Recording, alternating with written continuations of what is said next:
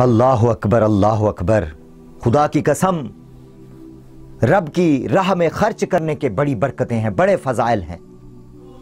مجھے واقعہ یاد آ رہا ہے کہ ایک مرتبہ حضرت موسیٰ کلیم اللہ علیہ نبینا علیہ الصلاۃ والسلام کوہ طور پر تشریف لے جا رہے تھے کہ راستے میں ایک بندے کو دیکھا جس کے جسم پر کپڑے نہیں تھے، بال بکھرے ہوئے تھے، اور اس نے اپنے جسم کو ریت سے چھپایا ہوا تھا، ٹانگوں کو، شرمگاہ کو ریت سے چھپایا ہوا تھا۔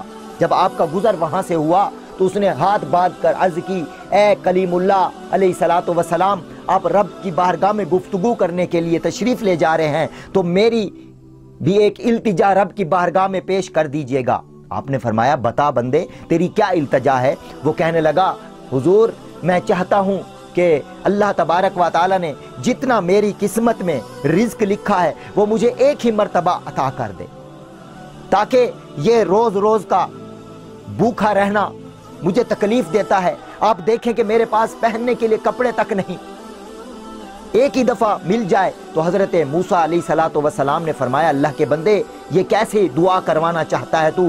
تجھے پتا ہے کہ جب بندے کا رزق ختم ہو جاتا ہے تو موت واقع ہو جاتی ہے۔ جب تک بندے کا رزق لکھا ہوا ہے تو اس کی موت نہیں آتی، جو ہی رزق ختم ہوگا، جو اس کے مقدر میں لکھا ہوا ہے، رزق نے ختم ہونا ہے اور موت واقع ہو جانی ہے، کیوں اپنی موت کو تو دعوت دیتا ہے؟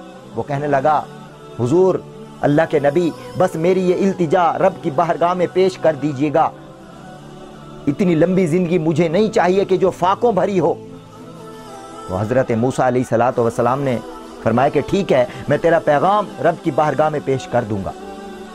تو جب موسیٰ علیہ الصلاۃ والسلام رب کی بارگاہ میں کوہ طور پر حاضر ہوئے اور گفتگو ہوئی، جب واپس آنے لگا عرض کی، مولا کریم تو خوب جانتا ہے کہ تیرے بندے نے مجھ سے کیا کہا۔ وہ یہی عرض کر رہا تھا کہ مولا جو کچھ میرے نصیب میں لکھا ہے ایک ہی دفعہ مجھے عطا کر دے، مجھ سے یہ فاقے برداشت نہیں ہوتے۔ تو اللہ تبارک و تعالی نے ارشاد فرمایا، اے کلیم اللہ، ٹھیک ہے، اسے جا کر کہہ دو کہ تمہیں کٹھا ہی رزق عطا کر دیا جائے گا۔ موسیٰ علیہ الصلاۃ والسلام جب واپس اسی شخص کے قریب سے گزرے تو اس نے عرض کی، حضور میرا پیغام پیش کیا؟ آپ نے فرمایا، بالکل، اللہ نے فرمایا کہ تجھے تیرا رزق ایک ہی دفعہ دے دیا جائے گا۔ پھر آپ نے کہا کہ دیکھ، تو نے رزق تو مانگ لیا، لیکن جو رزق تجھے اللہ دے گا وہ اگر ختم ہو گیا تو تیری موت واقع ہو جائے گی۔ یہ کہہ کر حضرت موسیٰ کلیم اللہ علیہ نبینا علیہ الصلاۃ والسلام وہاں سے تشریف لے گئے۔ کافی عرصے کے بعد جب دوبارہ وہاں سے گزر ہوا آپ کا، تو آپ نے کیا دیکھا کہ وہاں پر ایک عالی شان مکان بنا ہوا ہے، اور جناب جانور، بکریاں کے ریوڑ بندھے ہوئے ہیں، گھوڑے بندھے ہوئے ہیں۔ آپ نے دیکھا کہ پہلے تو یہاں پر کوئی ایسا مکان نہ تھا۔ آپ قریب گئے کہ دیکھو کون ہے مالک۔ جب آپ نے اس مالک کو بلایا تو وہ وہی فقیر تھا جس نے سوال کیا تھا کہ یا اللہ مجھے سارا رزق ایک ہی دفعہ عطا کر دے۔ آپ بڑے حیران ہوئے کہ یار تیرا جو رزق تھا وہ تو بہت تھوڑا تھا، جب تو نے وہ ختم کیا تو تجھے مر جانا چاہیے تھا، لیکن یہ کیا ہو گیا کہ تیرے یہاں تو رحل پہل ہے؟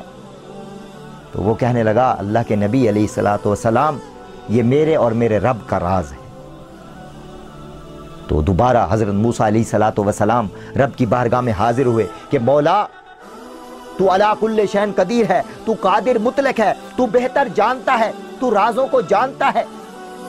اب اس کا رزق تو تھوڑا تھا، اس کو مر جانا چاہیے تھا رزق کھانے کے بعد، لیکن اب تو اس کی فراوانی ہو گئی، رزق کی فراوانی ہو گئی، اس کو مکان مل گیا، اچھے اچھے لباس اس کو مل گئے، یہ کیا ماجرا ہے؟